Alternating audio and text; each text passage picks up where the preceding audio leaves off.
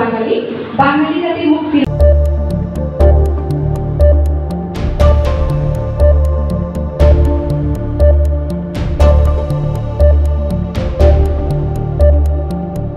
স্মরণ করছি হাজার বছরের শ্রেষ্ঠ বাঙালি বাঙালি জাতির মুক্তির মহানায়ক অবিসম্বাদিত নেতা জাতির পিতা বঙ্গবন্ধু শেখ মুজিবুর। ধন্যবাদ জনাব মোহাম্মদ রুবেল খানকে। এবারে পবিত্র সম্মানিত অফিসার, আমাদের উপজেলা সমাজসেবা অফিসার এবং আমাদের ভাঙা উপজেলার মাছ চাষকে এগিয়ে নিয়ে যাওয়ার জন্য যে প্রচেষ্টা, বাহির থেকে এখানে কোনো মাছ আনতে হয় না। ফরিদপুরের প্রচুর মাছ উৎপাদন হয় এবং এই ফরিদপুরের প্রয়োজনের যে অতিরিক্ত মাছ বাংলাদেশের বিভিন্ন জেলায় প্রেরণ করা হয়।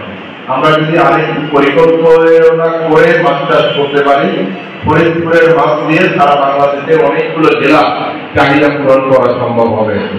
আমরা অত্যন্ত ভাগ্যবান যে ফরিদপুরে মৎস্য এবং প্রাণী সম্পদ মন্ত্রণালয় মাননীয় মন্ত্রী মহোদয়কে পেয়েছি।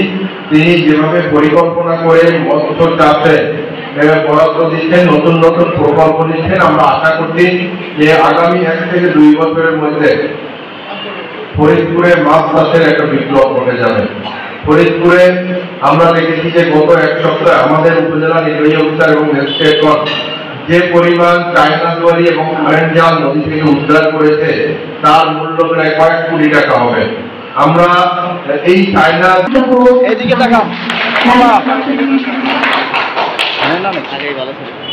এই পর্যায়ে সমর মানব মৎস্যজীবী মনসুরাবাদ হামিদ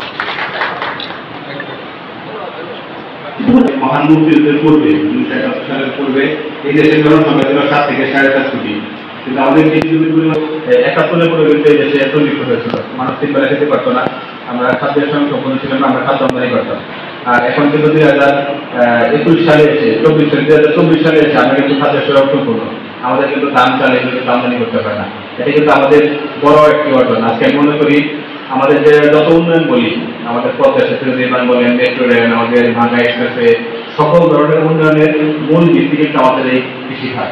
কারণ যদি সরকারকে যদি আমাদের 700 কোটি মানুষের জন্য সকল খাবার কিনে আনতে হতো, তাহলে কিন্তু আমরা উন্নয়ন করার জন্য পর্যাপ্ত অর্থ আমাদের থাকতো না। তাই মনে করি আমাদের আজকের এই ফাউন্ডেশনের দিকে আপনারা পরিশ্রম করে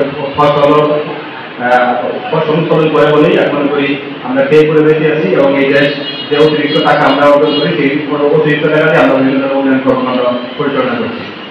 সকলেই আমাদের যার যার ছোট বড় প্রতিনিধি রয়েছেন এবং খাল বিল নাও রয়েছেন, সকলেই যার যার স্থানগুলো রয়েছেন সেগুলো নিয়ে যদি আমরা মৎস্য অফিসারকে পরামর্শ করে আপনারা মাছের চাষ করেন, তাহলে মনে হয় আমাদের ভাঙ্গা উপজেলায় আর মাছের কোনো সমস্যা হবে না এবং ফরিদপুর মাছের কোনো সমস্যা হবে না। একটু আগে আমাদের দাদা বলেছেন যে আমাদের মাছ বাইরে অনেক আসে, এখানে আমাদের অনেক মাছের প্রয়োজন হয়। অ্যাকচুয়ালি তো আমাদের দরকার যেটা সেটা আমাদের আছে, যদি সেটা বন্ধ করতে হয় তাহলে আপনার যত জেলে ভাইয়েরা আছেন, এখানে যত মৎস্য চাষে আছেন, সকলে মিলে আমাদের একদিকে কাজ করতে হবে এবং এই মৎস্য চাষটাকে আমাদের বাড়াতে হবে। আর আমিও জানি যে আপনারা অনেক কষ্ট করেন, অনেক কিছু করেন, তবে সাধারণ মানুষ যে মাছগুলো খায় সেই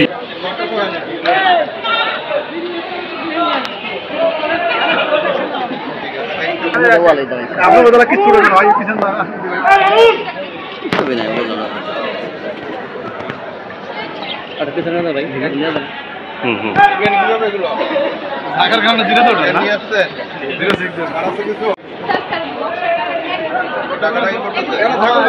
সকাল থেকে আটকে যাচ্ছে খালি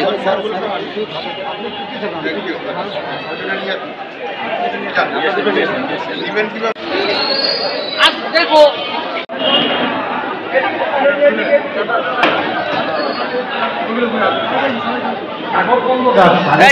সামনে দিয়ে দাঁড়াইলো